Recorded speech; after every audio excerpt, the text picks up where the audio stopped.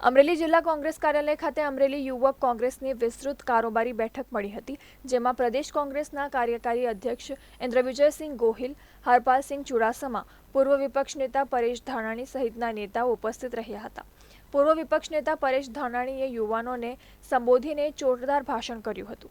આજના સમયમાં મંદી અને મોંઘવારીને લઈને ભાજપ સરકાર સામે આકરા પ્રહારો કરી યુવાનો નવી દિશામાં કામ કરે તેવું આહ્વાન કર્યું હતું।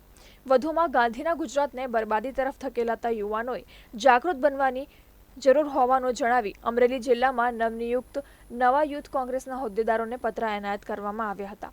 આગામી નગરપાલિકા અને ગ્રામ પંચાયતોની ચૂંટણીઓને અનુલક્ષીને યુથ કોંગ્રેસ દ્વારા અત્યારથી જ તૈયારીઓમાં લાગી જવા માટે હાકલ કરવામાં આવી હતી। આ સાથે પૂર્વ નેતા વિપક્ષ પરેશ ધાનાણીએ ગુજરાતના નિર્ભયા કાંડ જેવી ઘટના અંગે સરકાર પર આકરા પ્રહારો કર્યા હતા, જેમાં ભરૂચની નિર્ભયા સાથે પાછવી દુષ્કર્મને દુઃખદ ઘટના જણાવી પરેશ ધાનાણીએ સંવેદના વ્યક્ત કરી હતી। નરાધમો બેફામ ફરી રહ્યા છે અને નિર્ભયાઓ થરથર કાપી રહી છે, ત્યારે આજની નારી શક્તિ અવાજ ઉઠાવશે અને તે અવાજ કોંગ્રેસનો અવાજ હશે તેવું પરેશ ધાનાણીએ જણાવી સરકાર સામે મોરચો ખોલ્યો હતો।